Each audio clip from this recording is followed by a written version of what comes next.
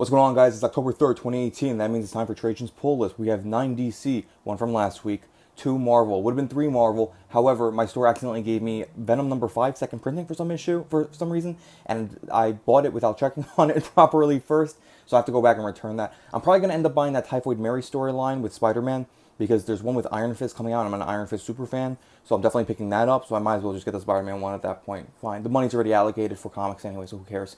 Batman Detective Comics 989. Didn't get it last week. Totally forgot. It wasn't on my pull list for some reason because I told them only the Brian Hill stories, and they accidentally put the last month's issue on it, the first Robinson issue on it. So I didn't pick up the second one. I'm picking up the second one though because the first Robinson issue was really good, and well, it was very good. I wouldn't say really good.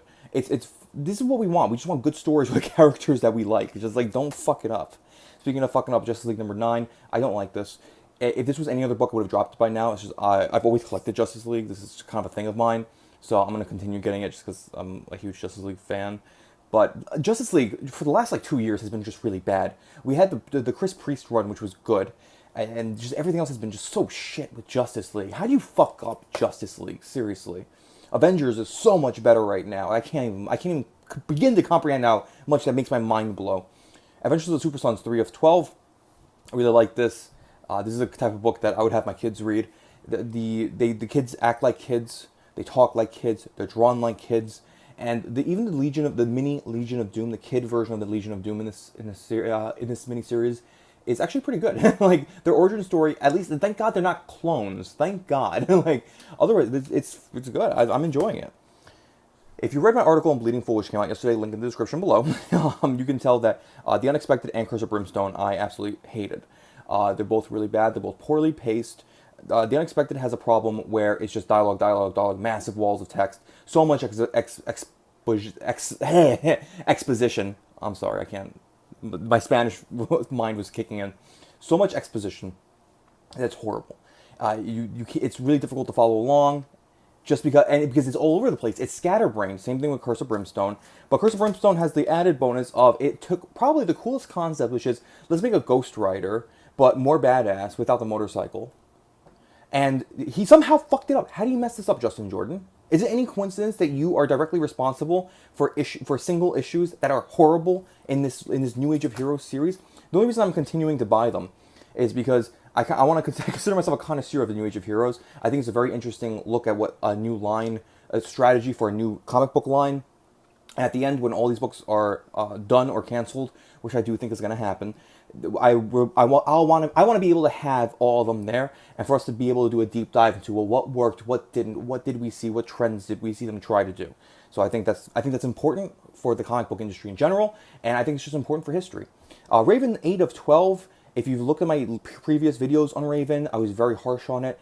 It's gotten really good though. I think issue 5 was a turning point. I don't think that it was an idea of Marv Wolfman slow burning into this. I think he just threw a bunch of ideas to the wall, found what stuck by issue 4, and just ran with it. Which is fine, because it's gotten good, actually. It's pretty good. Also, Pop Mahan's art, his portraits of Raven are so beautiful. He is a very good artist. He's a very good portrait and figure artist. He's a very bad background artist. Work on your backgrounds. It seems like it's out of either time crunch or laziness, but his backgrounds are really bad. So, Batman number 56, Tom King. This last story arc has been fine. The whole Nightwing thing. The only thing I don't like about it is Tom King speak, as I call it. We know Bendis speak, now we have Tom King speak. And that's when very short sentences, back and forth, and they talk about things that seem completely unrelated, but they are related, which is interesting, because if you read the subtext, you'll see that they're actually talking about the storyline, moving the storyline forward. The only issue with this is he does it every single fucking issue. Every single issue, he's doing something like this. He does this hugely in Mr. Miracle. He does it in this. He did it in Sheriffs of Babylon. And Sheriff of Babylon, it worked really well because that was an investigation story. That was a mystery. It was a murder mystery, essentially. And so it worked really well because everybody was lying to each other. Everybody had hidden subtext in their speech. Batman, it could kind of work. Mr. Miracle, it could kind of work. But he just overdoes it.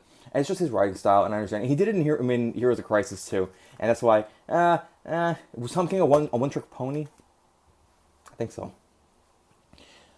Green Lanterns, number 56. I love this book so much. This is like my staple. This is my bread and butter right here. If you had to give somebody one recommendation, one book that they were going to read, and they were going to judge comics based on that book, you give them Green Lanterns.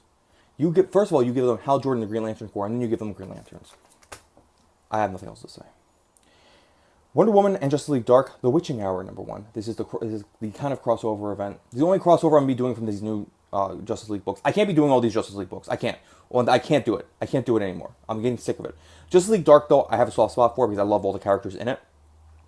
Zatanna, Constantine, Swamp Thing, Wonder Woman, Man Bat, the monkey whose name I keep forgetting. I love them all. The monkey whose name I keep forgetting, I don't really love, but he's a cool character. But I love them all.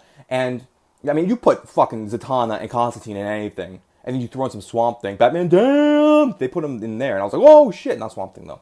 But you put them in anything, I'll fucking rate it, like hands down. The only way that this is made better is you put Starfire in it somehow, or Jessica Cruz. But anyway, we're gonna go with it. Let's see. I like the Greg Rucka Wonder Woman run, so I'm kind of hoping that this kind of brings... Wonder Woman has not been good since that run, so I'm hoping that this kind of brings her back to form. She's been pretty good in the first 3 issues, I think, of Justice League Dark. Let's continue. So we have the 2 Marvel books, because I have Venom #5 already. I think I have like 2 covers of Venom #5. Death of the Inhumans #4 by Donny Cates. Both these are the Donny Cates books. Death of the Inhumans I really like. I don't care what Zach says. It's telling a great story. It's very dramatic story. It's taking itself very seriously. And if you go into it with that mind, you have to go into it with the precise mindset for both these books. But if you go into Death of the Inhumans with that right mindset, and you let yourself be taken in by the story, you're actually going to like it. There's a really good story in here. It does have some stupid shit in it, but not like SJW stuff, just kind of like plot hole type stuff. But hopefully Donny Cates, I think Donny Cates is smart enough to know how to, fill those in. But we'll see. But it's really good. It's telling a story that I think needs to be told right now, in the sense of Inhumans are a failed project. They really are just a failed project. I think we're pushed so hard. And now it's time to stop. Cosmic Ghost Rider #4. I first hated this, and I kind of went into it with a different mindset. Now I kind of like it. It's a humor book, essentially. It's supposed to be surrealist humor, absurdist humor.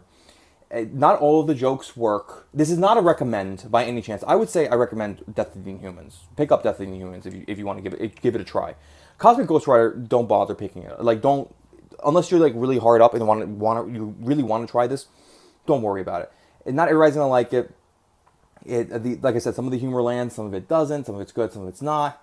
It's very absurdist, and if you go into it with that mindset, you understand. When I first bought it, I thought that it was going to be a serious book about Ghost Rider going out into space and kicking the shit out of people. Then I found out that it was actually Frank Castle. Then it was like the humor. I was like, whoa, whoa, whoa, is this a joke? Then I found out, yes, it is a joke, actually. So I was like, oh, baby, why is there a baby? Why is Thanos a baby? Oh, okay. So, it's like that. Whatever. I don't recommend it. I definitely do not recommend it. But I'm enjoying it for what it is, which isn't much. Anyway, let me know what you guys think. Like, share, and subscribe. Let me know what you guys think are going to be the best book. I actually do think it's going to be Death of the Inhumans. This is a dark horse, though. This could be good. Because Justice League Dark has been fairly good so far.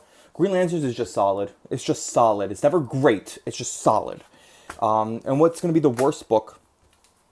And why is it Curse of Brimstone? Curse of Brimstone, hands down, is going to be the worst book. I don't want to hear what anybody else says. Curse of Brimstone is worse than Justice League. At least Justice League is trying to tell a story. Curse of Brimstone, I have no idea what Justin Jordan is trying to do.